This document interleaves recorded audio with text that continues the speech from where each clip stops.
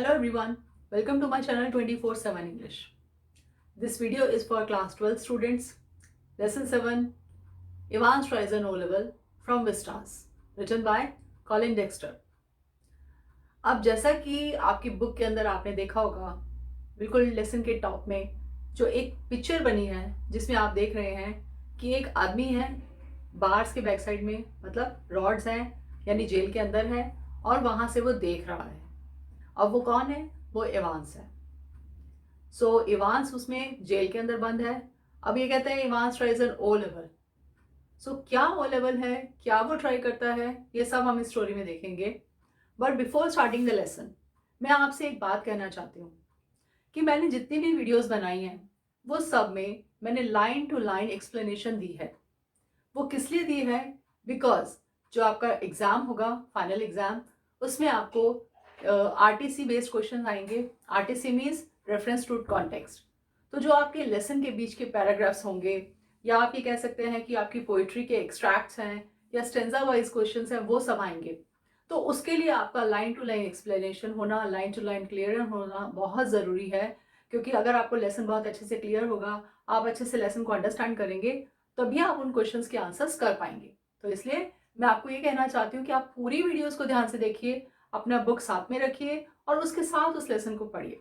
क्योंकि जैसे जैसे आप लेसन को वीडियो के साथ पढ़ते जाएंगे, आपको आई डोंट थिंक कि आपको दोबारा से वो देखने की ज़रूरत भी पड़ेगी और आपको सिंगल टाइम में ही वो लेसन बहुत अच्छे से क्लियर हो जाएगा। मैं आप सबसे यही कहूँगी कि आप सब इस चीज़ को ज़रूर फॉलो करें, तभी आप अच्छे स्कोर कर सकते हैं, तभी आपके बोर्ड्स में अच्छे मार्क्स आ सकते हैं। बिकॉज ये कोई स्टोरी टेलिंग टाइम तो है नहीं, या ऐसा तो नहीं है कि हम स्टोरी टेलिंग सेशन चल रहा है कि आपको एक छोटा सा समरी बता दिया, 10 to 15 मिनट्स की छोटी सी वीडियो बता दी जिसमें पूरा लेसन आपको समरी वाइज बता दिया। Because it's not going to be a story for you.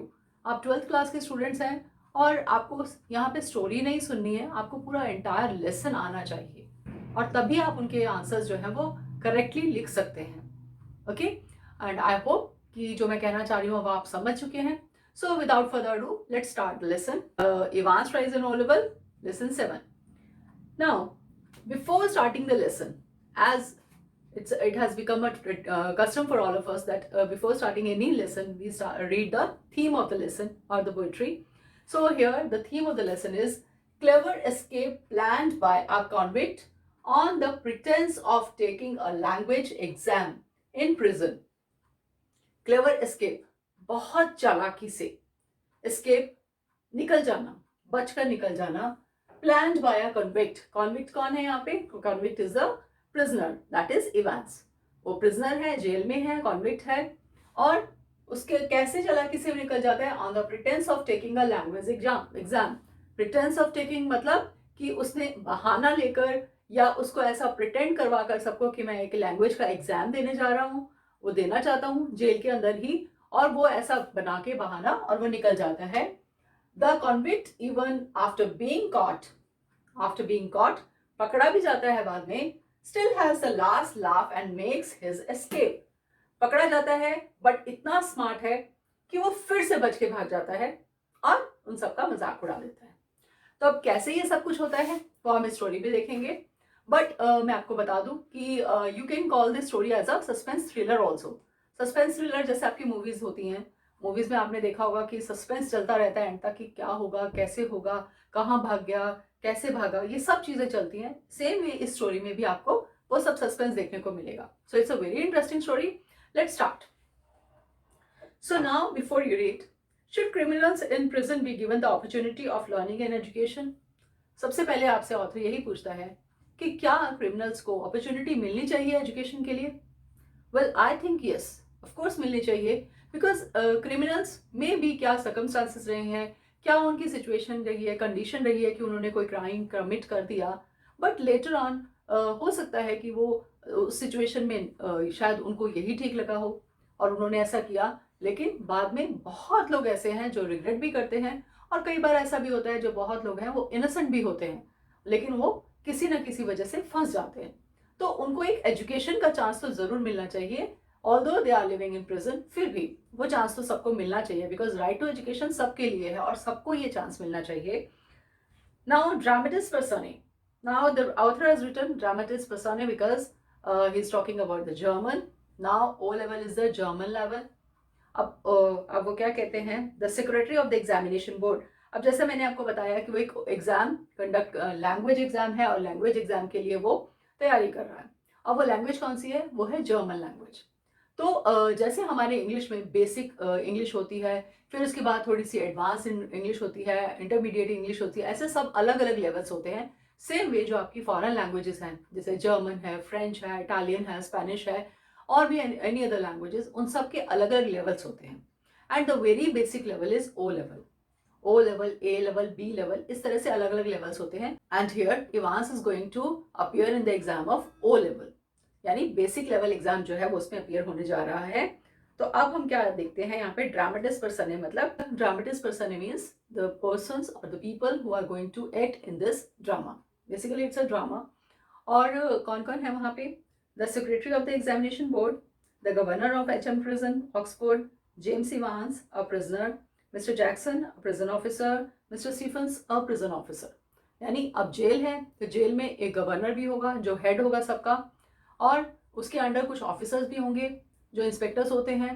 तो आपके यहाँ 2 इंस्पेक्टर्स हैं, 2 ऑफिसर्स हैं. One is Jackson and the other one is Stephens. And अब जो इवांस, प्रिजनर कौन है, the Evans, the protagonist of the story, the hero of the story. अब नेचुरल सी बात है कि जब एग्जाम होना है तो कोई बोर्ड भी होगा, जैसे आपका CBSE बोर्ड होता है या और अदर बोर्ड्स होते हैं, स्टेट बोर्ड्स होते हैं, इस तरह से कोई बोर्ड भी होगा. और बोर्ड है तो उसका कोई सेक्रेटरी भी होगा, तो वो है यहाँ पर. फिर उसके बाद the reverend S. McLeery, an invigilator, mister Carter, detective superintendent, mister Bell, detective chief inspector. अब कौन है, रेवरेंड S. मैक्लरी. अब एग्जाम होना है तो इन्विजिलेटर का होना भी ज़रूरी है, क्योंकि एग्जामिनी तो यहाँ पर कौन हो गया, यहाँ पर हमारा इवांस हो गया जो एग्ज़ाम देने जा रहा है. लेकिन उसका एग्ज़ाम लेगा कौन, जैसे आप एग्ज़ाम देने जाते हैं तो वहाँ पे टीचर्स आते हैं, वो आपका एग्ज़ाम लेते हैं, दोज आर इन्विजिलेटर्स. तो यहाँ पर भी एक इन्विजिलेटर भी है. और फिर उसके बाद वो कहते हैं मिस्टर कार्टर है, डिटेक्टिव सुपरिंटेंडेंट है, जैसा हम देख रहे हैं कि वो भाग गया है तो उनको डिटेक्टिव भी चाहिए. और फिर उसके बाद mister Bell, detective chief inspector, उसके अंडर एक और चीफ इंस्पेक्टर भी हैं. These all are the characters on this in this story. So let's start what happens. All precautions have been taken to see to it that the O-level German examination arranged in the prison for Evans does not provide him with any means of escape. क्या कहते हैं, सब precautions ले लिए गए, सब कुछ check कर लिया गया. किस लिए, कि वो जो O लेवल जर्मन एग्जाम देने जा रहा है इवांस, उसमें कोई भी इस तरह की, आप कह सकते हैं कि कोई ढील ना छोड़ी जाए कि वो भाग जाए, कि उसको एस्केप होने का कोई चांस हो. It was in early March when the secretary of the examinations board received a call from Oxford prison. It's a slightly unusual request, Governor, but I don't see why we shouldn't try to help. Just the one fellow you say? क्या कहते हैं कि मार्च का time है, जैसे हमारे यहाँ भी एग्जाम्स मार्च में ही होते हैं, तो मार्च का टाइम है और वहाँ पे ऑक्सफोर्ड प्रिजन से एक कॉल आती है सेक्रेटरी ऑफ एग्जामिनेशन बोर्ड के पास. और वो कॉल में वो क्या बात करता है, वो कहता है कि it's a slightly unusual request governor. अब गवर्नर को सेक्रेटरी कहता है कि ऐसा, मतलब यूजुअल यानी नॉर्मली ऐसी रिक्वेस्ट नहीं आती हैं, बहुत कम आती हैं, तो थोड़ी सी अनयूजुअल रिक्वेस्ट मैं कह सकता हूँ कि ये है. बट मुझे ऐसा नहीं लगता that we shouldn't try to help, कि हमें हेल्प करनी चाहिए, हमें मतलब ऐसा कोई रीज़न नहीं लगता कि हमें हेल्प नहीं करनी चाहिए. अब वो कहते हैं just one fellow means only one student, एक स्टूडेंट के लिए हम एग्ज़ाम कंडक्ट करवाएंगे, क्योंकि जैसे CBSE हमारा बोर्ड है या और भी स्टेट बोर्ड्स हैं, तो वो एग्ज़ाम कंडक्ट करवाते हैं तो बहुत सारे स्टूडेंट्स होते हैं, थाउजेंड्स ऑफ स्टूडेंट्स होते हैं, उन सबका एग्जामिनेशन एक साथ होता है. गवर्नर कहते हैं प्रिजन के, ऑक्सफोर्ड प्रिजन के, कि दैट्स इट, कि हाँ एक ही लड़का है, chap means one boy, that is Evans, started night classes in the O-level German last September. Says he is dead keen to get some sort of academic qualification. क्या कहते हैं, जेल में है, कॉन्विक्ट है, प्रिजनर है, और कहते हैं कि उसने नाइट क्लासेस स्टार्ट करी हैं O-level जर्मन के लिए लास्ट सितंबर में. You mean to say he wants to say that सितंबर में स्टार्ट की है, तो फिर उसके बाद अब मार्च में आके अराउंड 6 मंथ्स के बाद अब वो एग्जाम में अपीयर होना चाहता है. So and he says that he is dead कीन मतलब बहुत ज़्यादा इंटेंसली इंटरेस्टेड है कि वो अपना एकेडमिक क्वालिफिकेशन ले, यानी कुछ क्वालिफिकेशन ले, although he is in prison में ही सही, लेकिन क्वालिफिकेशन ले. आपको पता होगा कि हमारे जैसे हमारे दिल्ली में तिहाड़ जेल है या और भी अलग अलग जेल्स हैं, तो वहाँ पर भी जो प्रिजनर्स होते हैं उनको ये फैसिलिटी प्रोवाइड की जाती है कि उनको एकेडमिक क्वालिफिकेशंस अगर वो चाहें तो वो ले सकते हैं। और बहुत से ऐसे केसेस होते हैं, जैसे अगर किसी ने सपोज 10th की है तो वो वहाँ पे जेल में ही 12th भी कर सकता है, 12th की है तो वहाँ फर्दर वो ग्रेजुएशन भी कर सकता है। तो वो सब कुछ उनको ये इस तरह की फैसिलिटीज़ मिलती हैं, क्योंकि after all they are also human beings, और उनको भी ये सब फैसिलिटीज़ मिलनी चाहिए, क्योंकि उनका भी ये राइट है, राइट ऑफ एजुकेशन तो सबके लिए है, तो उनको भी मिलनी चाहिए। सो अब वो कहता है कि हाँ, वो चाहता है, he is any good, is he any good, he was the only one in the class, so you can say he's had individual tuition all the time. Really would have cost him a packet of if he would been outside. अब क्या कहते हैं वो, क्या वो ठीक भी है, मतलब गुड भी है कि हम एग्जाम कंडक्ट कराएं, इतनी सारी फॉर्मेलिटीज भी करें, सब कुछ करें और पता चले उसने कुछ किया ही नहीं एग्जाम में, जीरो। तो कहते हैं कुछ आता भी है उसको। तो कहते हैं वो तो he was only single one in the class, एक ही तो स्टूडेंट था। कंपैरिजन तो हम तब करेंगे जब उसके साथ कोई और स्टूडेंट्स भी होंगे, तो हम कंपैरिजन तो कर ही नहीं सकते, he was the only one. और वो तो ऐसे जैसे पढ़ रहा था जैसे ट्यूशन क्लासेस ले रहा हो, ट्यूशन क्लासेस मतलब कोई इसको इंडिविजुअल ट्यूशन दे रहा है, ऐसे पढ़ता था वो। और उसको ऐसा लगता है कि वो जब बाहर जाएगा तो उसको एक अच्छा पैकेट मिल जाएगा, अच्छा पैकेट मतलब कि he can get a good job. Well, let's give him a chance, shall we? That's jolly kind of you. What exactly the procedure now? Oh, don't worry about that. I'll be sending you all the forms and stuff. What's his name? You say Evans. James Roderick Evans. It sounded rather grand. Just one thing, Governor. He's not a violent sort of fellow, is he? I don't want to know his criminal record or anything like that, but अब secretary और governor आपस में बात कर रहे हैं, तो natural सी बात है कि अब सेक्रेटरी को गवर्नर बता रहा है कि वो उनके प्रिजन से एक प्रिजनर जो है वो एग्ज़ाम देना चाहता है, तो सेक्रेटरी भी थोड़ा सा उसको भी टेंशन हो जाती है। टेंशन किस चीज़ की, means he is a little bit worried, because he want to know कि ऐसा तो नहीं कि वॉयलेंट है। वॉयलेंट कैसे कि उसको हॉस्टेज बना के या उसको किसी तरह से धमका के वो भाग जाए वहाँ से बाहर, ऐसा तो नहीं है। तो वो ये पूछना चाहता है, वो कहता है कि मैं उसका पूरा क्रिमिनल रिकॉर्ड नहीं जानना चाहता, और मैं बस ये जानना चाहता हूँ कि ऐसा तो नहीं है कि बहुत वायलेंट सॉर्ट ऑफ है। तो वो कहते हैं कि उसका पूरा नाम बताता है फिर वो कि जेम्स रॉड्रिक इवांस है, बिकॉज सारे फॉर्मेलिटीज़ पूरी करने के लिए सारा नेम डिटेल्स वगैरह सब कुछ फिल करनी पड़ती है, जैसे आप लोगों ने भी 12th में किया होगा या करोगे। तो वो सारी डिटेल्स फिल करने के लिए वो पूरा नाम उसका बताया है, जेम्स रॉड्रिक इवांस। अब वो कहता है इट्स रादर ग्रैंड, बहुत बड़ा है।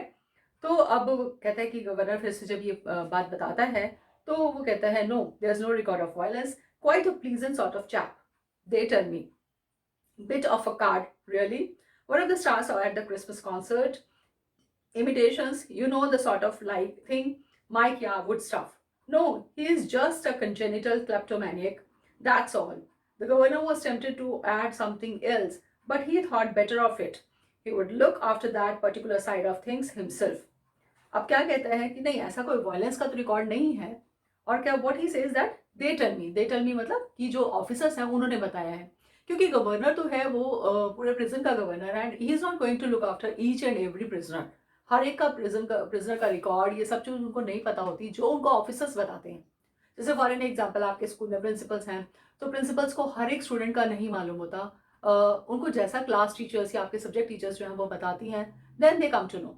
तो सेम वे गवर्नर जो है उसको भी इतना डिटेल नहीं पता, तो कहता है कि ऐसा मुझे बताया कि उसका वायलेंट तो नहीं है वो। ऑल्दो जो क्रिसमस कॉन्सर्ट था उसमें he was like a star.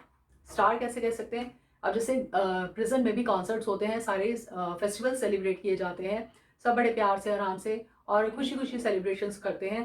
तो कहते हैं जब क्रिसमस हमने में कॉन्सर्ट किया था तो उसमें वो he was just like a star. Star कैसे कि उसने इमिटेशंस की थी। इमिटेशंस मतलब इमिटेट करना, किसी की नकल करना, एपिंग समवन। और किसकी, he says that just like Mark Yarwood stuff, मतलब माइक यावुड मतलब कि माइकल यावुड जो फेमस उस टाइम पे कॉमेडियन या एक्टर थे, तो कहते हैं उस टाइप का उसने उनकी एक्टिंग की थी। And he is a little congenital kleptomaniac. Kleptomaniac means person who is interested in small thieveries, छोटी मोटी चोरियां करने का जिसको शौक रहता है, आप कह सकते हैं कि जो शौकिया चोरियां करता है, कि उसको मजा आता है कि कोई दूसरा परेशान हो वो चोरी करके भाग जाए। जैसे आपको पता होगा, जैसे मूवीज़ में भी दिखाते हैं, कई बार हीरो को इस टाइप का दिखाते हैं कि वो चोरी करके भाग जाता है या लोगों को परेशान करता है और उसको मज़ा आता है। वो कहता है कि मैं इट्स जस्ट फॉर चिल। तो वही चीज़ यहाँ पे दिखाई है कि वो एंजॉय करता है इस चीज़ को, और वो ही इज जस्ट क्लेप्टोमैनिक, मतलब बहुत ऐसा कोई वायलेंट क्रिमिनल नहीं है कोई इस टाइप का क्रिमिनल नहीं है कि बहुत ज़बरदस्त खतरनाक जिसको खूंखार कह सकते हैं, वो नहीं है, बट यंग सा है और मस्त रहता है। तो अब गवर्नर वो कहते हैं कि कुछ और बताना भी चाहते थे गवर्नर, लेकिन फिर उनको लगा कि ज़्यादा कुछ बताने की ज़रूरत नहीं है, मतलब इतना सब डिटेल मैं उनको क्यों बताऊं, क्योंकि उन्होंने तो सिर्फ एक दिन एग्जाम लेने के लिए आना है और बाकी चीज़ें तो वो अपने आप ही देख लेंगे। So, presumably, said the secretary, you can arrange a room where, no problem, he is in a cell of his own. If you have no objections, he can sit the exam in there. That's fine. And we could easily get one of the parsons from St. Mary Mag's to invigilate, if that's fine. Yes, they seem to have a lot of parsons there, don't they? The two men chuckled good naturedly, and the secretary had a final thought. At least, there's one thing, you shouldn't have much trouble keeping him incommunicado, should you? The governor chuckled politely once more, reiterated his thanks, and slowly cradled the phone. Evans. Now what happened? अब वो कहता है कि ठीक है चलो हम कर लेंगे, लेकिन आप रूम कहाँ अरेंज करेंगे? तो वो कहते हैं रूम तो हमें ऐसे अलग से अरेंज करने की जरूरत नहीं है, because he lives in own cell. Cell means उसका अपना रूम है। अब प्रिजन में क्या होता है, जो बहुत जैसे मैंने कहा कि खुंखार कैदी होते हैं या बहुत ऐसे प्रिजनर्स होते हैं जिनका बहुत ट्रैक रिकॉर्ड खराब होता है, तो उनको एक अलग से सेल में रखा जाता है। क्यों? क्योंकि उनको अकेले उस सेल में रखा जाता है, क्योंकि उनका नहीं पता, वो हो सकता है अपने साथ वाले को ही हार्म कर दें या मार दें, इसलिए। बट इसके साथ ऐसा केस नहीं है क्योंकि ये वायलेंट नहीं है, बट इसको अलग से इसलिए रखा गया है क्योंकि किसी और के साथ मिलके किसी को भी आप ये कह सकते हैं कि मतलब उसके साथ मैनिपुलेशंस करके या इवन हिप्नोटाइज करके वो कुछ भी प्लानिंग कर सकता है और भाग सकता है। तो इसलिए इसको अलग रखा है कि किसी और के साथ ये बात ना करे और ऐसी कोई प्लानिंग्स भी ना करे। अब वो क्या कहते हैं कि वो अकेला ही अपने सेल में रहता है और ऐसी कोई प्रॉब्लम वाली बात नहीं है, हम उसके सेल में ही सारा अरेंजमेंट कर देंगे।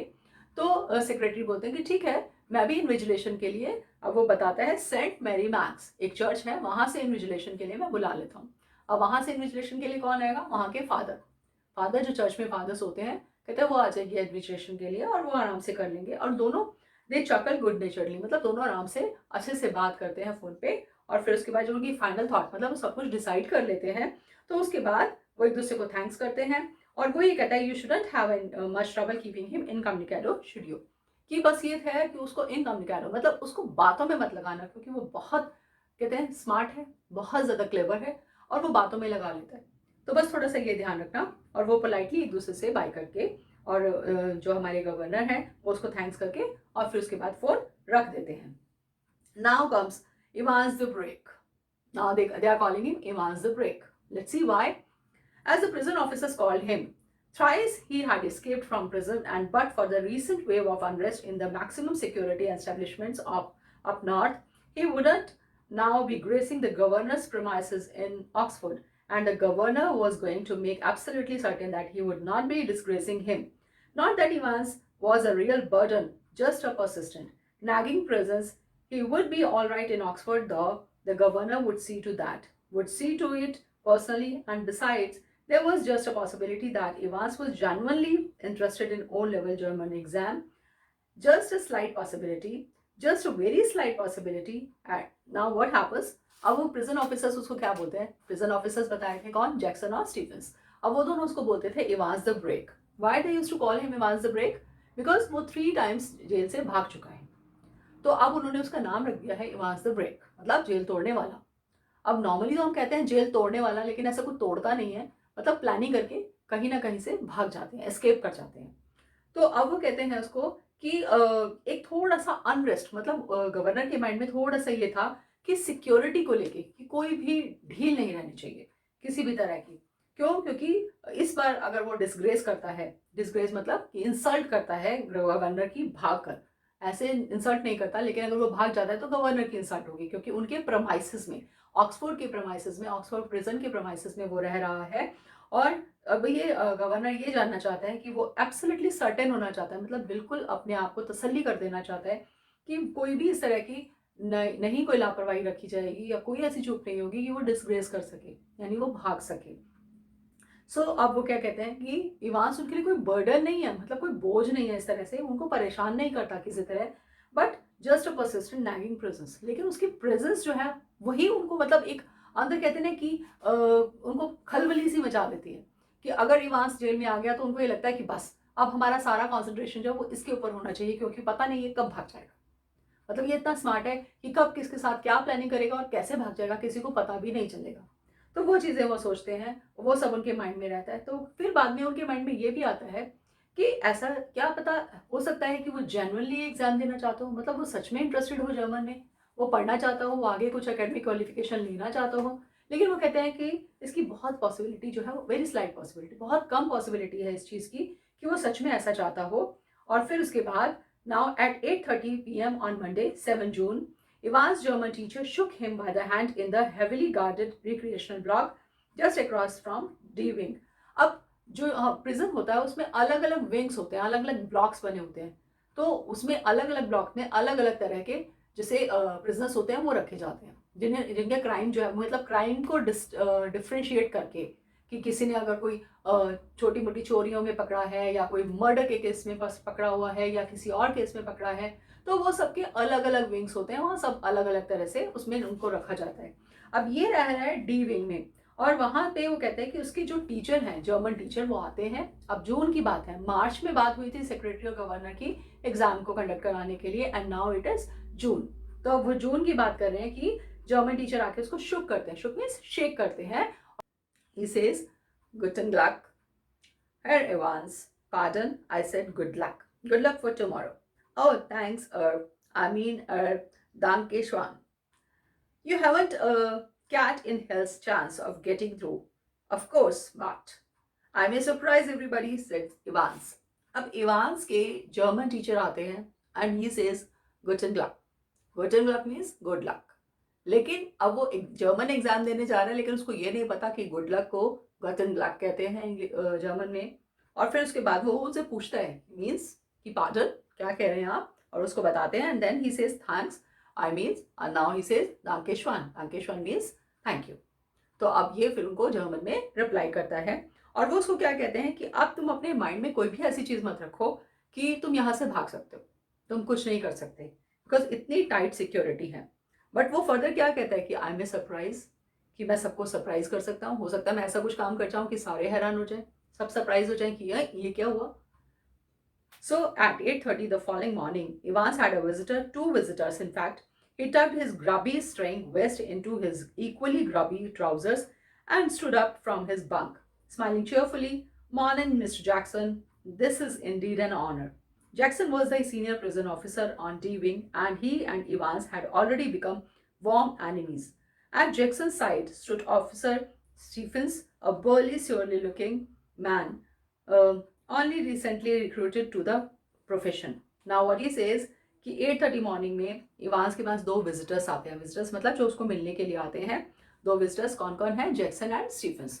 जैक्सन कौन है? जैक्सन वहाँ पे सीनियर प्रिजन ऑफिसर है, सीनियर प्रिजन ऑफिसर है, और वो कहते हैं कि वो वॉर्म एनिमीज बन चुके हैं। दोनों एकदम कहते हैं ना कि जानी दुश्मन बन चुके हैं। अब वो क्यों ऐसा हो चुका है? क्योंकि हो सकता है कि मिस्टर जैक्सन के ही टाइम में वो 3 बार भाग गया हो और उन्हीं की सिक्योरिटी रही हो, तो अब उनको इंसल्टिंग लगता होगा, तो इसलिए वो दोनों ऐसा हो चुके हैं। और जैसे ही वो एंटर करते हैं तो ये इसने लूसी वेस्ट और ट्राउजर्स पहने और एकदम अपने बंक से खड़ा हो जाता है। Bunk means as you can see on the screen, जो वहाँ पे सेल के अंदर एक छोटा सा बनाया हुआ होता है, चबूतरा टाइप आप कह सकते हैं, और वहाँ पे सोना बैठना वो सब कुछ वो वहीं करते हैं।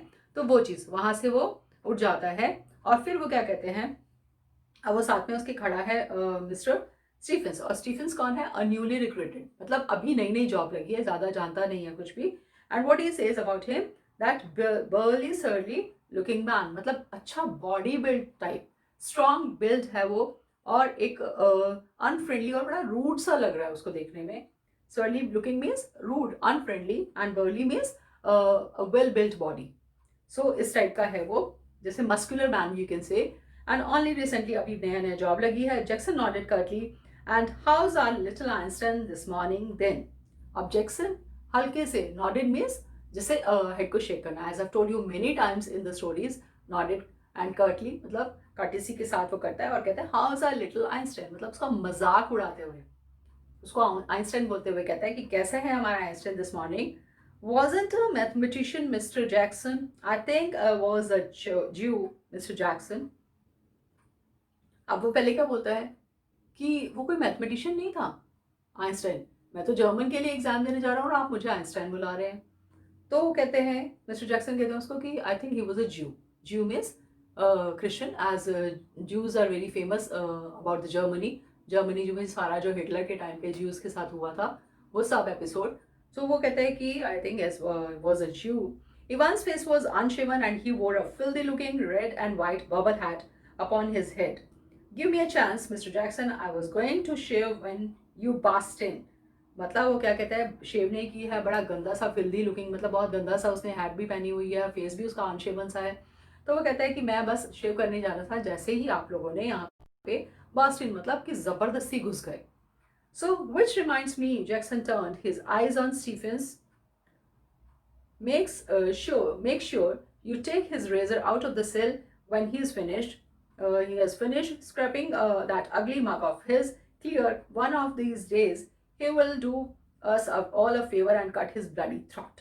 For a few seconds, Evans looked thoughtfully at the man standing ramrod straight, and in front of him a string of second World War medals proudly paraded over his left breast pocket. Mr. Jackson, was it you who took my nail scissors away? Evans had always worried about his nail hands. अब क्या कहते हैं कि which reminds me, Jackson turned his eyes on Stephens. Stephens को देखता हुआ वो कहता है कि मुझे कुछ याद आया। क्या याद आया? कि तुम यहाँ खड़े होके देखो, मेक श्योर कि इसके पास कोई भी चीज़ नहीं रहनी चाहिए, कोई रेजर हो या ऐसी कोई भी ऐसे शार्प पॉइंटेड थिंग जिसको वो यूज़ कर सके एज अ वेपन। कोई इसके पास ऐसी चीज़ ना हो, ये चीज़ें इसके पास है वो सब कुछ ले लेना। और कहता है कि मतलब थोड़ा उसको चिढ़ाते हुए बोलता है कि एक हमारे ऊपर एहसान कर देना कि अपना गर्दन काट लेना। मतलब कि अगर ऐसी कोई चीज़ तुम्हारे पास है तो अपना गला पहले काट लेना। मतलब हमारे ऊपर ये बहुत बड़ा एहसान होगा तुम्हारा कि तुम्हारी सिक्योरिटी की वजह से हम इतने परेशान हो जाते हैं, तो ये हमारे ऊपर एहसान कर देना। सो ये फेवर कर देना हमारे साथ। और कुछ देर के लिए, कुछ सेकंड्स के लिए इवांस जो है वो उसको गुस्से में देखता रहता है, थॉटफुली, मतलब देखता है गुस्से में। और वो कहता है स्टैंडिंग रैमरॉड स्ट्रेट, मतलब बिल्कुल ऐसे खंबे की तरह उसके सामने आके खड़ा हुआ है और वो उसको देख रहा है। और उसके ब्रेस्ट पॉकेट में, मतलब उसकी जो शर्ट पे पॉकेट है उसके ऊपर बहुत सारे वर्ल्ड वॉर के मेडल्स लगे हुए हैं। मतलब वो बहुत ब्रेव, बोल्ड और वेरी फेमस पर्सन है, तो उसके मेडल्स भी उसके लगे हुए, as you can see on the screen. So वो मेडल्स लगे हैं उसके। और वो उसको कहता है कि मिस्टर जैक्सन, क्या तुमने मेरे नेल सीजर्स ले लिए? नेल सीजर्स मतलब नेल कटर्स ले लिए? तो कहते हैं हाँ, मैंने ले लिया तुमसे तुम्हारे, क्योंकि वो हमेशा अपने हैंड्स को लेके बहुत ज़्यादा वरिड रहता था। वरिड मीन्स बहुत आप कह सकते हैं कि उसका हमेशा वो कॉन्शियस रहता था कि उसके हैंड्स जो है वो बिल्कुल नीट एंड क्लीन होने चाहिए। कई लोगों के नेल्स बहुत बड़े बड़े होते हैं और बहुत डर्टी होते हैं, उसके अंदर सारा डस्ट मैल सब कुछ जम जाता है। तो लेकिन वो इस चीज़ से को बहुत कॉशियसली लेता था कि उसके नेल्स जो है वो प्रॉपरली फाइल्ड होने चाहिए और प्रॉपर कट होने चाहिए, बिल्कुल क्लियर, क्लीन एंड क्लियर होने चाहिए। सो वो कहते हैं and your nail file to look for a moment. Ivan's eyes smoldered dangerously, but Jackson was ready for him. Orders of the governor, Evans. He leaned forward and leered, his voice dropping to a harsh, contemptuous whisper. You want to complain? Evans shrugged his shoulders slightly. The crisis was over. अब क्या कहता है कि nail cutter ही नहीं, मैंने तुम्हारा nail filer भी ले लिया। उसको चिढ़ाता हुआ, मैंने फाइलर भी ले लिया है। और फिर उसके अब उसको इवांस जो है बहुत गुस्से में देख रहा है, मतलब उसकी आंखें एकदम लाल हो गई हैं उसको देखते हुए। और फिर जैक्सन तो उस चीज़ के लिए रेडी था, क्योंकि उसको पता है, जैसे बताया कि they have become warm enemies, की दोनों एक दूसरे के बिल्कुल दुश्मन हो चुके हैं। तो उसको पता था कि मैं इसको कुछ ऐसा रिप्लाई करूंगा तो कुछ ना कुछ रिएक्ट जरूर करेगा। सो अब वो उसको कहता है, और फिर इसको बाद में कहता है कि गवर्नर का ऑर्डर था, कि गवर्नर ने बोला था कि तुम्हारे पास कोई भी चीज़ नहीं रहनी चाहिए। और ये बताता हुआ लीन फॉर्मेट, मतलब उसकी तरफ झुक जाता है और उसको लियर्ड, मतलब उसको ऐसे घूरता हुआ वो उसको देखता है और फिर बोलता है। और फिर क्या कहता है उसे कि क्या तुम, और उसको धीरे से विस्परिंग साउंड में उसको कहता है, तुम कंप्लेन करना चाहते हो? क्या तुम कंप्लेन करना चाहते हो? जाओ करो। जैसे क्लास में बच्चे होते हैं, आपस में किसी बात पे उनका झगड़ा हो जाए या कोई ऐसी बात हो जाए तो वो कहते हैं कि अच्छा मैम को कंप्लेन करना चाहते हो, जाओ करो, कोई बात नहीं। तो same way he also replies. So now Ivan shrugged. अब लेकिन इवांस क्या करता है, वो अपने शोल्डर्स थोड़ा सा मतलब इस तरह से करके और बस बात वहीं पे ओवर हो जाती है, मतलब ज़्यादा कुछ बात नहीं होती। You have got half an hour to smarten yourself, Evans, and take that bloody hat off. Me at. Oh. Evans put his right hand lovingly on top of the filthy woolen and smiled sadly. Do you know, Mr. Jackson, it's the only thing that's ever brought me any sort of luck in life. Kind of lucky charm, if you know what I mean. And today I thought, well, with me, exam and all that. Buried somewhere in Jackson was a tiny core of compassion, and Evans knew it. Now, what he says, क्या कहता है उसे कि तुम्हारे पास half an hour है, आधा घंटा है, स्मार्टन अप हो जाओ. स्मार्टन मतलब तैयार हो जाओ अपने एग्जाम के लिए, और ये ब्लडी जो ये गंदी सी हैट है उसको अपने सर से उतार देना. तो अब इवांस क्या कहता है कि हैट, हैट नहीं उतारूंगा मैं, और बड़े प्यार से अपनी हैट के ऊपर अपने उसके ऊपर अपना हाथ रखता है और कहता है कि तुम्हें नहीं पता, it's a lucky charm for me. Lucky charm जैसे हम कह सकते हैं कि जो उसको ऐसा लगता है कि जैसे अगर वो हैट पहनता है तो उसके साथ कुछ ना कुछ अच्छा होता है, मतलब वो उसका लक लेकर आती है साथ में. जैसे कई बार कई स्टूडेंट्स होते हैं जो वो जब भी एग्जाम देने जाते हैं वो कोशिश करते हैं वो एक ही पेन से लिखें अगर उनका वो कोई लकी चार्म है, या कोई ऐसी चीज़ अपने पास रखते हैं. जैसे या फॉर एन एग्जाम्पल सब जानते हैं कि सलमान खान को आपने देखा होगा कि उसने एक ब्लू कलर का ब्रेसलेट जो है वो हमेशा अपने हाथ में पहनते हैं, एक जिसमें ब्लू कलर का एक स्टोन है. सो वो उनके फादर का गिफ्टेड है, तो वो उसको अपना लकी चार्म मानते हैं. सबने देखा होगा, मतलब इट्स एन एग्जाम्पल, क्योंकि ऐसी बातें ज़्यादा याद रहती हैं. तो इसी तरह से वो उसका लकी चार्म, उसने उसके साथ कभी ऐसा हुआ होगा कि उसने कुछ ऐसा देखा हो कि उसका लक लेकर आई है वो वुलन स्वेटर, या वो ऐसे ही बहाना लगा रहा है, वी डोंट नो. तो वो इस तरह से बोलता है लेकिन मैं इसको नहीं उतारूंगा, और तुम्हें पता है कि आज मेरा एग्जाम है, मतलब आज तो मुझे लक की बहुत ज़्यादा ज़रूरत है. क्योंकि वो जानता था कि जैक्सन कहीं ना कहीं से बिल्कुल is just like a coconut. Coconut कैसे कि बाहर से तो बहुत हार्ड है लेकिन अंदर से सॉफ्ट है, मतलब कहीं ना कहीं तो उसके सॉफ्ट कॉर्नर है जो उसकी बात मान जाएगा. और वो चीज़ जान के वो इस तरह से ऐसा कहता है. सो अब just this once, then Shirley Temple, if there was one thing that Jackson genuinely loathed about Evans, it was his long wavy hair and get shaving. अब वो कहते हैं कि ठीक है चलो अब इसको तो रहने दो, लेकिन जो तुम्हें बाल हैं उसको कटवा लेना, ये काट लेना. At 8:45 the same morning, the Reverend L. Stuart McCleary left his bachelor flat in Broad Street and stepped out briskly towards Carfax. The weatherman reported temperatures considerably below the normal for early June, and a long black overcoat and a shallow-crowned clerical hat provided welcome protection from the steady drizzle which had set in half an hour earlier and which now spattered the thick lenses of his spectacles. In his right hand, he was carrying a small brown suitcase which contained all that he would need for his morning duties, including a sealed question paper envelope, a yellow invigilation form, a special authentication card from examination board, a paper knife, a Bible he was to speak to the Women's Guild that afternoon on the Book of Ruth, and a current copy of the Church Times. अब क्या बताते हैं कि 8:45 पे reverend Stuart मैक्लरी जो हमने पढ़ा कौन है, invigilator, who is going to invigilate during his examination. तो वो वहाँ से अपने फ्लैट से निकलते हैं, बैचलर फ्लैट. क्योंकि मैंने बताया जैसे कि सेंट मैरी मैग्स में, सेंट मैरी चर्च में वो फादर हैं, और फादर्स जो होते हैं वहाँ पे वो अनमैरिड होते हैं, बैचलर्स होते हैं. तो वो अपने फ्लैट में रहते हैं. ब्रॉड स्ट्रीट उस जगह का नाम है जहाँ उनका फ्लैट है, और वो वहाँ से स्टेप्ड आउट ब्रिस्कली टूवर्ड्स, मतलब ब्रिस्कली मतलब फास्टली वो निकलते हैं वहाँ से कारफेक्स की तरफ जाने के लिए. और वेदरमैन रिपोर्टेड कैसे, जैसे न्यूज़ में हम देखते हैं कि हमारे मैट डिपार्टमेंट, मेट्रोलॉजिकल डिपार्टमेंट जो है वो बताते हैं कि कल का वेदर कैसा रहेगा, बारिश आएगी, सनलाइट रहेगी, ये सब चीज़ें. तो कहते हैं डिपार्टमेंट ने ये बताया हुआ था टेम्परेचर कंसिडरेबली कि नॉर्मली जो टेम्परेचर होता है जून का उससे कंसिडरेबली लो रहेगा, मतलब टेम्परेचर थोड़ा डाउन रहेगा. और जो हल्की सी बारिश भी हो सकती है, ड्रिजल हो सकती है. ड्रिजल क्या होती है, जो हल्की बारिश होती है, बिल्कुल तो ऐसी हो सकती है. तो इसलिए उसने प्रोटेक्शन के लिए अपना वो अपने सारी चीज़ें, उसने शेलो क्राउन क्लैरिकल हैट पहनी, अपना वो ओवरकोट पहना पूरा, और उसके बाद विच हैड सेट, और ड्रिजलिंग हल्की ड्रिजलिंग हो रही थी, और जिसकी वजह से हाफ एन आवर अर्लियर वो अपने वहाँ से निकला विच नाउ स्पेटर्ड. और ड्रिजलिंग की वजह से उसके जो थिक स्पेक्टिकल्स थे, उसने स्पेक्स लगाए हुए थे, उनके ऊपर उसकी बारिश की बूंदें आ गई, मतलब वो बूंदों की वजह से हल्का सा वेट हो गया, गीला हो गया. एंड विच नाउ स्पेटर्ड, अब वो कहते हैं कि और उसके अब वो निकला है साथ में और इन्विजिलेशन के लिए जा रहा है, तो उसके पास कुछ सामान भी होगा. जैसे आपके क्लासेस में जब आपका एग्जाम होता है तो टीचर्स आती हैं या आते हैं तो उनके पास कुछ सामान होता है, तो वही चीज़ वो लेकर आया है अपने साथ. और क्या क्या है उसके पास वो बताते हैं. एक ब्राउन सूटकेस है जिसके अंदर क्या रखा हुआ है, उसकी मॉर्निंग ड्यूटीज़ के सामान रखा हुआ है जो जो उनको रेगुलर चाहिए, और उसके साथ उनकी सील्ड क्वेश्चन पेपर है, एनवलप के अंदर सील्ड क्वेश्चन पेपर है, वो सील्ड एनवलप है, उसके अंदर क्वेश्चन पेपर है। जैसे आपकी भी क्लास में जब आते हैं एग्जामिनेशन के लिए, इन्विजिलेटर्स आते हैं तो वो पहले सील्ड पेपर लेकर आते हैं और आपके सामने उसको ओपन करते हैं, ओपन करने के बाद उसको क्वेश्चन पेपर को डिस्ट्रीब्यूट किया जाता है क्लास में। तो सेम वे यहाँ पे भी उनके पास सील्ड क्वेश्चन पेपर है।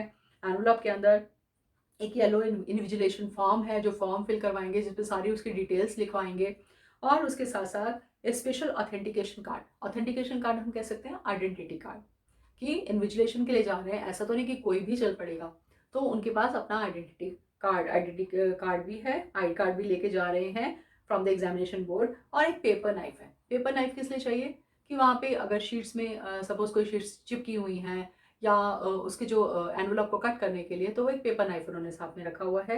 और साथ में बाइबल है, क्योंकि क्रिश्चियन है, चर्च से आ रहे हैं, बाइबल है। और दूसरा रीज़न क्या है बाइबल का, he was to speak to the women's guild and that afternoon on the book of Rath.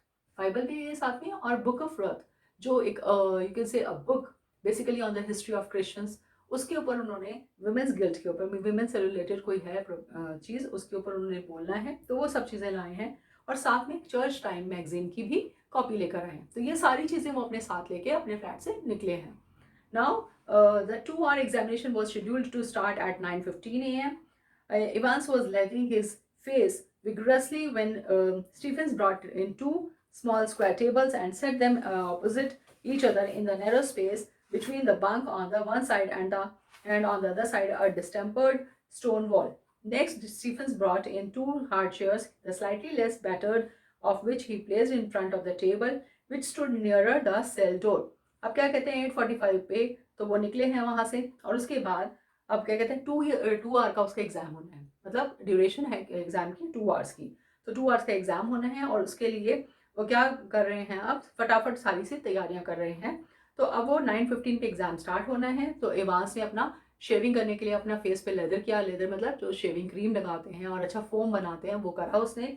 And his face vigorously मतलब पूरे फोर्स और एनर्जी के साथ बहुत अच्छे से अपने फेस को चिपकाने में लगा हुआ है। और उसके बाद स्टीफेंस जो है उसके रूम में आते हैं, 2 स्क्वायर टेबल्स लेके आते हैं। 2 टेबल्स किस लिए, एक टेबल इवांस के लिए जिसपे वो पेपर करेगा अपना, और दूसरी टेबल जो है इन्विजिलेटर आ रहे हैं उनके लिए, वो लेकर आते हैं और दोनों को एक दूसरे के ऑपोजिट ऑपोजिट मतलब आमने सामने लगा देते हैं। और उसके बाद वो कहते हैं कि in the narrow space between the bunk, जो छोटा सा थोड़ी सी जगह बची है वहाँ पे साइड में, वहाँ पे वन साइड पे, एक साइड पे तो डिस्टेम्पर्ड वॉल है और दूसरी साइड जो है वो खाली है। तो नेक्स्ट डिफेंस ब्रॉड, अब दूसरी क्या लाते हैं, वो 2 चेयर्स लेकर जाते हैं। कैसी चेयर्स है, हार्ड चेयर्स है, कंफर्टेबल चेयर्स नहीं है, हार्ड चेयर्स लेकर आए हैं, क्योंकि वो तो एग्जाम उसका जेल में कंडक्ट हो रहा है, तो उसके लिए हार्ड चेयर्स लाए हैं। और स्लाइटली लेस बेटर्ड का मतलब है कि डैमेज्ड, मतलब थोड़ी कम डैमेज्ड है। स्लाइटली लेस मतलब थोड़ी कम डैमेज्ड है, ऐसी चेयर्स लेकर आए हैं। तो चेयर्स भी कोई कंफर्टेबल या अच्छी चेयर्स नहीं लाए, ऐसी चेयर्स उठा के लाए जो थोड़ी सी कम डैमेज है, और उसको वहाँ एक 2 टेबल के सामने रख देते हैं। मतलब इन्विजिलेशन के लिए जो बैठा है इन्विजिलेटर वो, और सामने जो एग्जामिनी बैठा है, वो दोनों एक दूसरे के आमने सामने बैठेंगे। तो वो बैठ जा वहाँ पे उनको इस तरह से सेटिंग कर देते हैं। और फिर उसके बाद वो बताते हैं कि जो वो सेल डोर है वहाँ पे which stood near the cell door, और वहाँ पे वो सारी चीज़ें रख देते हैं और सबके साथ। Jackson put in a brief final appearance, behave yourself lady. Jackson क्या कहता है, फाइनल अपीयरेंस मतलब अब उसके बाद वो चला जाएगा, और ब्रीफली यानी छोटी सी अपीयरेंस वो दिखाता है। क्या कहता है उन्हें, behave yourself lady. Lady means you can से यंग लैड और यंग बॉय, कि बिहेव योरसेल्फ का मतलब कि तमीज़ से रहना, ढंग से बिहेव करना, मतलब कोई ऐसी एक्टिविटी मत करना कि हमें और इंसल्ट करो, यानी ये जो तुम्हारे सामने आके बैठेंगे उसको होस्टेज मत बना देना, मारने की तैयारी मत करना, इस तरह से वो ऑलरेडी उसको पहले से वार्न कर देता है। Evans turned and nodded, and these, Jackson pointed to the pen-ups off. Evans turned and nodded again. I was going to take them down anyway. Our minister isn't the chap coming to sit in, I mean. And how did you know that? Asked Jackson quietly. Well, I had to sign some forms, didn't I? And I couldn't help. Evans drew the razor carefully down his left cheek and left a neat swath of in light white leather. Can I ask you something, Mr. Jackson? अब क्या होता है कि Evans उसको कहता है, जब वो ये बोलता है कि भाई ध्यान से पेश आना, मतलब बिहेव योरसेल्फ, तो अब वो जैक्सन उनको कहता है कि जो ये तुम्हारे पास और भी सामान है, जो पेन्स वगैरह हैं, ये जो भी चीज़ें तुम्हारे पास हैं, सब कुछ ऑफ, मतलब सब कुछ यहाँ से हटा दो, तुम्हारे पास सेल में ये सब चीज़ें नहीं होनी चाहिए, कुछ भी नहीं होना चाहिए। तो ही नॉडेड, वो कहते हैं ठीक है, ओके। फिर उसके बाद अब वो कहते हैं कि मैं जा रहा हूँ। अब वो ये क्या पूछता, minister isn't the chap coming to sit in, I mean कि हाँ तुम लेने जाओगे किसको, मिनिस्टर को लेने के लिए, मिनिस्टर तो नहीं आएगा, जो भी आ रहा है उसको लेने के लिए। तो वो क्या कहते हैं कि तुम्हें कैसे पता कि कौन आ रहा है, हाउ डू यू नो। तो कहते हैं कि ऑब्वियसली मैंने एग्जाम देना है, मैं यहाँ पे एग्जाम देने के लिए बैठा हूँ, तो मुझे कुछ फॉर्म्स भी साइन करने होंगे, और कोई ना कोई तो होगा यहाँ पे जो मेरी इन्विजिलेशन ले करेगा, तो नेचुरली तुम तो नहीं बैठोगे, कोई तो आएगा ही। तो अब वो रिवाज जो है वो लगा हुआ है अपना रेजर से केयरफुली अपना शेव करने के में, और फिर वो needs bath in the white rather, अपना क्लीन करता है वाइट लेदर, मतलब जो उसने वो फोर्थ बनाया हुआ अपने फेस पे, वो उसको अच्छे से क्लीन करता है। और फिर क्या कहता है, can I ask you something mister Jackson, बड़े आराम से, why did they have to bug me in this cell? He nodded his head vaguely to a point about the door. Not a very neat job, conceded Jackson. They are not. They don't honestly think I'm going to try to. They are taking no chances, Evans. Nobody in his senses would take any chance with you. Who is going to listen in? अब वो क्या कहता है, मुझे एक बात बताओ कि मेरे को यहाँ इस तरह से यहाँ बग क्यों कर दिया, मेरे रूम में बंद क्यों कर दिया, मतलब क्या मुझे बाहर नहीं ले जा सकते थे एग्जाम के लिए, एग्जाम भी मेरे सेल में ही दिलाना था। तो वो कहते हैं कि ही नॉडेड हिज हेड, अब मतलब गुस्से में कि ये क्या कर रहा है, कि मतलब वेगली वेगली कह सकते हैं हम, जो स्लाइटली हल्का सा या नॉट क्लियर इस तरह से कहता है, और टूवर्ड्स द डोर, डोर की तरफ इशारा करते हुए कि तुमने इस तरह मेरे को आज भी यहाँ बंद कर दिया, बक कर दिया। बक करने का मतलब कि कुछ ऐसे यहाँ माइक्रोफोन्स लगा दिए और मेरे को सारी बातें मेरी सुनोगे, आज तो मुझे कम से कम आराम से फ्रीली मेरे एग्जाम देने देते। तो not a very need job considered Jackson. अब जैक्सन उसको क्या कहते हैं, कंसिडर्ड मीन्स कि एडमिट करते हैं कि हाँ बेशक तुम नहीं चाहते बट हमने ऐसा काम किया है। नॉट अ वेरी कि हाँ ठीक देखो अच्छा तो नहीं है, लेकिन they are not, they don't honestly, तो वो तुम्हारे ऊपर बिल्कुल भी बिलीव नहीं करते। कौन? गवर्नर। गवर्नर के ऊपर तुम्हें बिल्कुल, तुम्हारे ऊपर बिल्कुल भी ट्रस्ट नहीं है गवर्नर को तुम पर। And what he says that they are taking, वो किसी तरह का कोई चांस नहीं लेना चाहते तुम्हारे साथ, क्योंकि तुम 3 बार तो ऑलरेडी भाग चुके हो, कहीं 4th टाइम फिर भाग गए तो पता चले हमारी कहीं और ट्रांसफ़र कर दी उठा के, या उसको सस्पेंड ही कर दिया, तो इसलिए वो कोई चांस नहीं लेना चाहते। और सिर्फ वही नहीं, nobody in senses would take any chance, जो भी इन सेंसेस मतलब कि जो भी होश और हवास में होगा वो कोई तुम्हारे साथ चांस नहीं लेना चाहेगा। And who is going to, कहते हैं मेरे को सुनेगा कौन यहाँ पे, who is going to listen in, कि यहाँ पे कौन सुनेगा, मैं तो आराम से अंदर बैठा हूँ, अब मैं क्या बात कर रहा हूँ क्या कह रहा हूँ, तो वो कौन सुनेगा। So I tell you who is going to listen in Larry, it's the governor himself. See, you don't trust you, he don't trust you a bloody inch, and nor do I. I'll be watching you like a hawk. Ivan, so keep your nose clean, clear. He walked towards the door.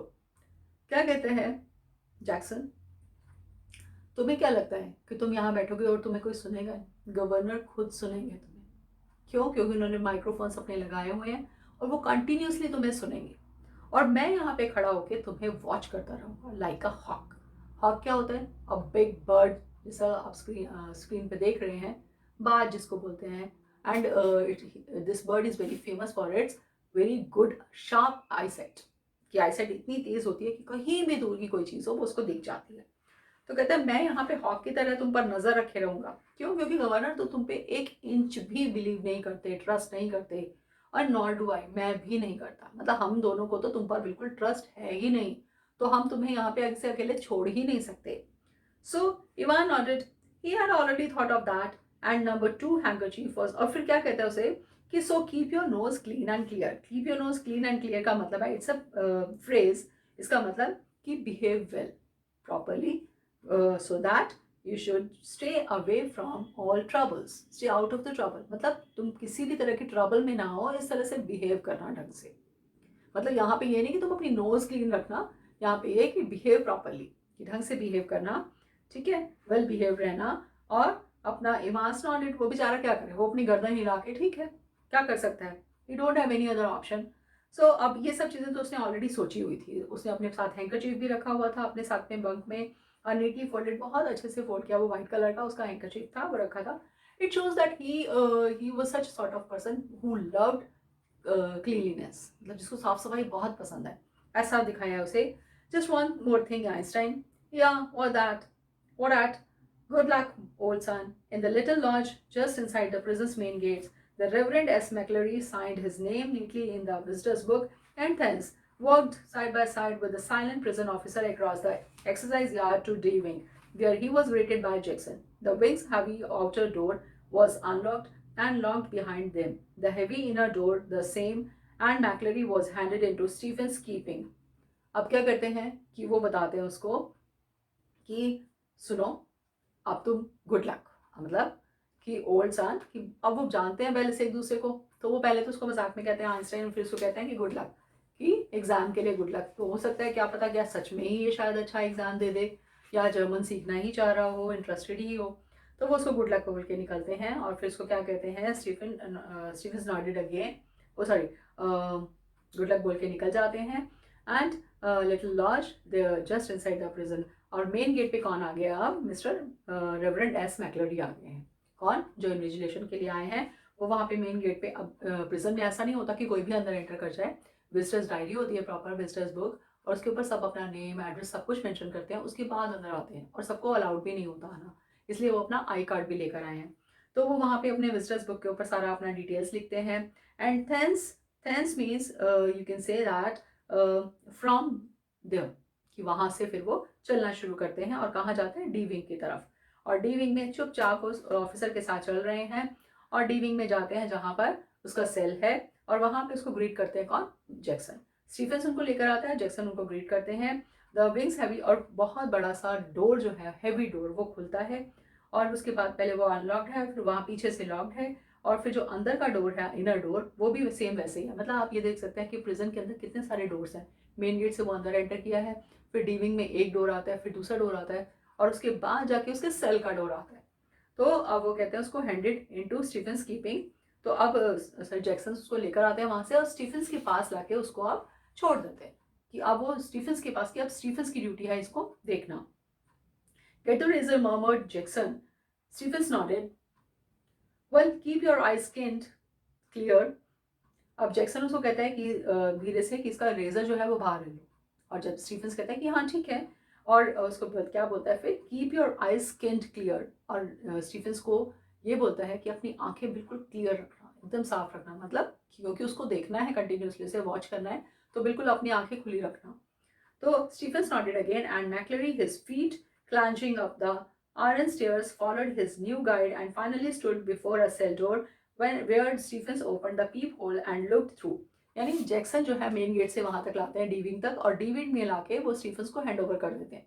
और उसके बाद अब Stephen's उनको लेके जाता है आगे उसके सेल तक, और वहां पे उसको सारा वो दिखाता है सेल. और फिर वो पीप होल से चेक करता है. पीप होल मतलब जैसे डोर के अंदर जो होल होता है एक छोटा सा, जिसमें हम चेक कर सकते हैं, वो उससे चेक करता है, देखता है. That's him, sir. और उसको दिखाता है कि वो देखो वो है. Evans, facing the door, sat quietly at the farther of the two tables. His whole attention reverted to a textbook of elementary German grammar. Stephens took the key from its ring, and the cell lock sprang back with a thudded metallic twang. अब पहले बोलता है clenching up the iron stairs, मतलब जब वो stairs के ऊपर, iron stairs के ऊपर चढ़ रहा था, तो एक मेटल की जैसे आवाज आती है, वैसी आवाजें आ रही थी. और उसी तरह से अब वो कहते हैं कि जब वो लेकर आता है उसको और दिखाता है कि ये देखो सामने बैठा है, और वो डोर के सामने बैठा है, जो फादर मतलब कि थोड़ा दूर वाली चेयर पे बैठा है. एक तो डोर के साथ लगी है चेयर, वहां पे इन्विजिलेटर बैठेगा, और सामने जो है दूर वो बैठा है इवांस. और वो कहता है, उसको दिखाता है, और कहता है होल अटेंशन डाइवर्टेड टू, और उसकी पूरी अटेंशन जो है, मतलब he was very much concentrated toward his German book, जो उसकी एलिमेंट्री जर्मन ग्रामर की बुक है, वो उसमें पूरा कंसंट्रेशन है उसका, उस टाइम पे वो पढ़ रहा है. तो स्टीफेंस टुक, अब वो की निकालता है उसकी, उसको खोलता है सेल को. लॉक स्प्रैंग बैक, उसको दोबारा से लॉक कर देता है with a third metallic twang. Metallic twang मतलब मेटल की जो आवाज होती है, एकदम झटके से दरवाजा बंद होता है, और वो फिर उसका दरवाजा बंद हो जाता है. तो अब वो दरवाजा उसका बंद हो जाता है. इसी के साथ हमारा ये जो फर्स्ट पार्ट है ये भी यहाँ पे कंप्लीट हो जाता है. अब इन्विजिलेटर यहाँ आ चुका है, हमने देखा, और जैक्सन इसको छोड़ के चला गया स्टीफेंस के पास, और स्टीफेंस उसको अपने उसके सेल तक ले आया इन्विजिलेटर को, और अब इनका एग्जाम स्टार्ट होने वाला है. सो अब एग्जाम स्टार्ट होगा, फर्दर आगे क्या होगा वो हम नेक्स्ट पार्ट में देखेंगे. Till then I want that you should go through this part, and इसको अच्छे से देखिए, पढ़िए और समझिए, और आगे और ज़्यादा इंटरेस्टिंग होने वाला है. So stay connected, and if you like the part, then don't forget to click the like button, and if you have not subscribed the channel, then subscribe it now and press the bell icon also to get all the latest updates. Thank you very much. Thanks for watching.